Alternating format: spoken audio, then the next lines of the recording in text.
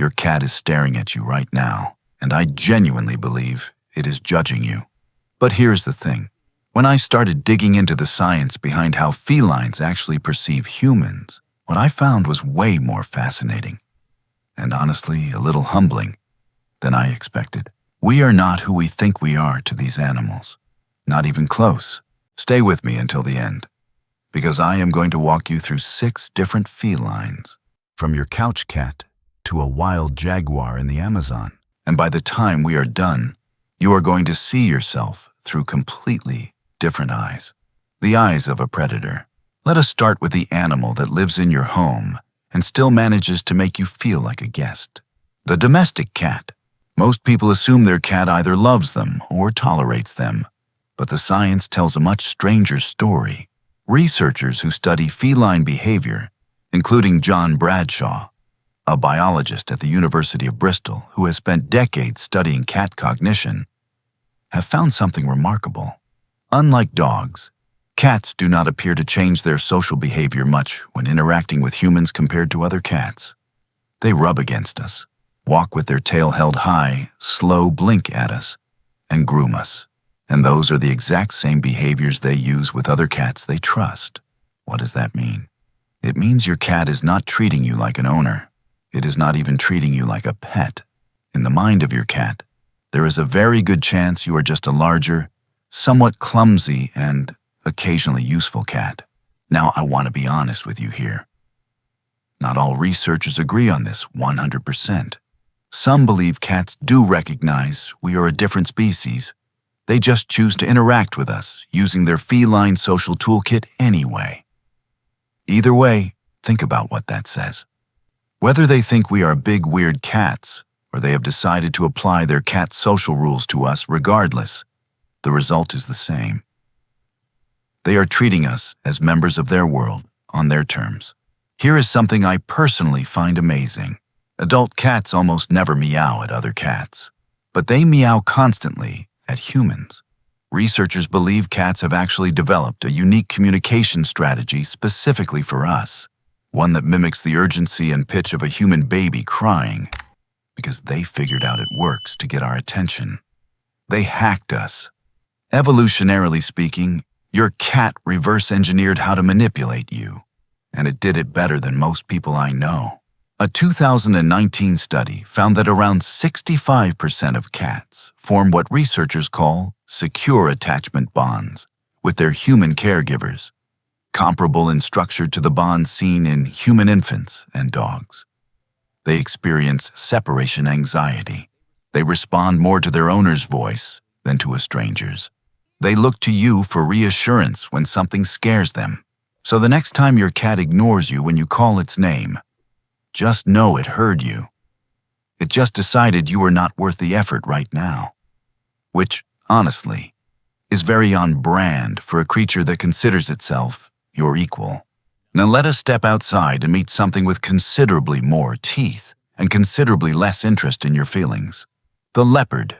Leopards are arguably the most adaptable big cat on Earth. They live in forests, deserts, mountains, and increasingly, right on the edges of human cities. In parts of India, leopards have been documented moving through densely populated urban areas at night, hunting dogs and pigs, and slipping away before dawn without a single person noticing. So how does a leopard see us? For a wild leopard with no human contact, we are an unknown variable, not prey, generally, not a predator in the traditional sense. Something in between, something that smells wrong, moves wrong, and makes too much noise to be fully trusted. Research on how large carnivores respond to human presence shows that leopards, like most big cats, treat humans primarily as a source of risk and unpredictability. They avoid us not because they are afraid in the way a prey animal is afraid, but because we are a threat they cannot fully calculate. However, here is where it gets interesting. Leopards that grow up in proximity to humans, for example in wildlife sanctuaries or areas where human and leopard territories overlap, do begin to make individual distinctions. Studies on captive leopards have shown that the attitude of their keeper makes a measurable difference in their stress levels and behavior. A calm, consistent keeper reduces stress hormones in the animal. A harsh or unpredictable one increases them. Leopards are reading us. They are profiling us individually, storing that information and making behavioral decisions based on it. To a leopard, you are not a human. You are a specific signal, safe or unsafe, known or unknown, predictable or not. Now let us cross the Atlantic and head into the Amazon, where we find one of the most misunderstood felines on the planet, the jaguar. Jaguars are the largest cat in the Americas. Their bite is powerful enough to pierce a caiman's skull. And yet, according to wildlife conservation organization Panthera, attacks on unprovoked humans are extremely rare. Jaguars, as a rule, avoid people. They are so secretive and so skilled at disappearing into the jungle that most encounters happen without the human even realizing a jaguar was nearby. So, what does a jaguar think when it does encounter a human? The honest answer is that we represent a category of object that does not fit neatly into the jaguar's world. We are not typical prey. We are not rival predators in the way another jaguar would be. We are bipedal. We carry strange smells. We make unpredictable sounds. And we tend to appear in groups or with equipment that amplifies our presence. Wild jaguars appear to process humans as ambiguous threats, something to observe and avoid rather than engage. There is something poetic in that, I think. The most powerful predator in the Americas looks at us and chooses, most of the time, to simply disappear. Not because it is weak, because it has decided we are not worth the trouble. That is a very different relationship than most of us imagine when we think about jaguars. Now let us travel to sub-Saharan Africa and meet the animal that has probably spent more time thinking about humans than any other wild feline, the lion. Lions are the most social of the big cats, and research published in the journal Animal Cognition has found that they are also likely the most cognitively sophisticated. In a study at Florida's Lion Country Safari, 11 out of 12 lions successfully solved a rope challenge puzzle, and 10 of them remembered the solution 5 to 7 months later. Lions outperformed leopards and tigers on follow-up cognitive tests. Social living, it turns out, builds intelligence. So how does a lion see a human? It depends entirely on experience. In parts of Africa where lions have lived alongside communities of people for generations, they have learned to associate human voices with danger. A landmark study found that lions in Kruger National Park avoided areas where human voices were broadcast at rates higher than they avoided lion roars. That is not a small finding. The most powerful social predator in Africa has concluded, through repeated experience, that humans are a greater threat than other lions. But there is another dimension here. Lions that live near human settlements and have had neutral or positive exposure over time begin to behave differently. They adjust their activity patterns, moving more at night and less during the day, not because they are nocturnal by nature, but because that is when humans are least active. They are not just reacting to us. They are modeling our behavior and building strategies around it. To an experienced wild lion, you are not a mystery. You are a known variable, a dangerous species that operates on a predictable schedule, and that is exactly how it plans around you. I want to pause here and ask you something. When you read that, does it surprise you? Because it surprises me every time. These animals are not just surviving around us. They are thinking around us. Let me know in the comments what you make of that. Now let us talk about an animal that is often called the ghost cat, the mountain lion, the cougar, the catamount, depending on where you are. But its scientific name is Puma concolor, and I am going to call it what most people know it as, the puma. Pumas hold the record for the largest geographic range of any land mammal in the Western Hemisphere. From the Canadian Rockies all the way down to the tip of South America. That means they have had to learn to coexist with an extraordinary variety of human environments, from wilderness to suburb. And what research has found about pumas and humans is striking. A study that played recorded human voices to pumas feeding at kill sites found that pumas fled from human sounds at rates far higher than they fled from sounds of other predators, including dogs. The researchers concluded that humans represent the primary source of fear for pumas in modern landscapes. Now think about what that means from the puma's perspective. This is an apex predator, an animal that can bring down a deer or an elk on its own. An animal with the strength, speed, and stealth that most creatures can only dream of.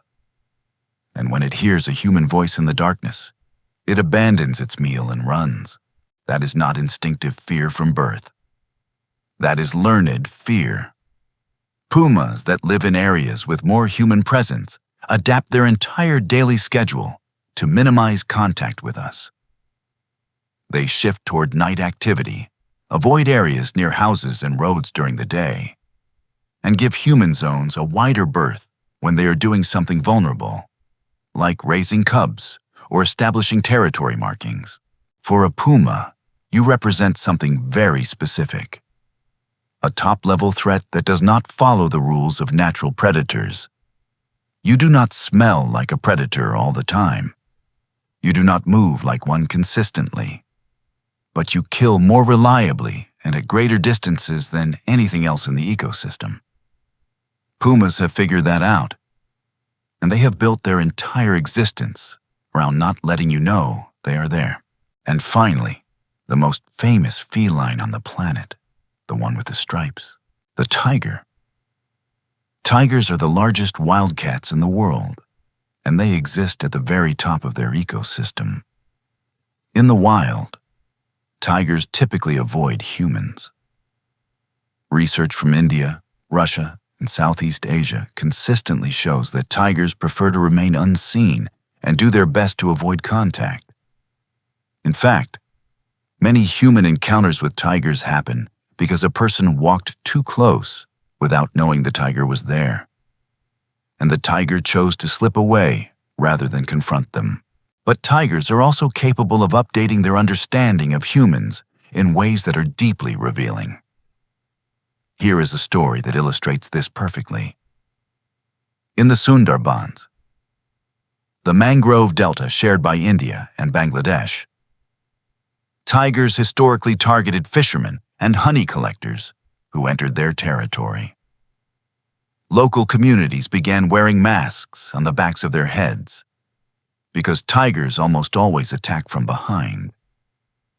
For several years, it worked. The tigers stopped targeting people wearing those masks.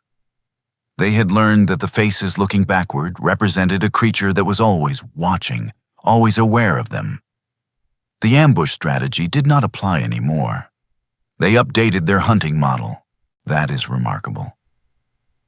A wild predator, with no training, no human coaching, no relationship with researchers, modified its hunting behavior in response to a change in human appearance. It observed, processed, and adapted. For a tiger, humans fall into a calculated category. Typically not prey, because humans are dangerous, unpredictable, and lightly built compared to a deer or wild boar. Typically not a rival, because we do not compete for territory in the way other tigers do. But a variable that must be monitored, assessed, and factored into every decision made within its range. And for tigers that are injured, old, or living in territories severely depleted of natural prey, that calculation shifts. Humans become viable targets, not because tigers suddenly hate people, but because the cost-benefit analysis changed. That is rational behavior, cold, unsentimental, and completely logical. So here is what I want to leave you with. Every feline we talked about today From your cat dozing on the couch to a tiger moving through the forest at 3 in the morning, is constantly observing, learning, and filing information about the humans it encounters. Your domestic cat has built an entire communication strategy around manipulating you. The leopard is profiling your behavior each time it sees you. The jaguar has decided you are probably not worth engaging with. The lion has concluded your species is its most significant threat. The puma has restructured its entire daily routine to stay out of your way. And the tiger is running a continuous risk assessment every time you enter its territory. None of them know your name. None of them care about your job or your problems or your Instagram page. What they know is far simpler and, if you think about it, far more honest. They know what you do, how you move, what you smell like, and whether you represent safety, threat, or opportunity. We spend a lot of time wondering what animals are thinking.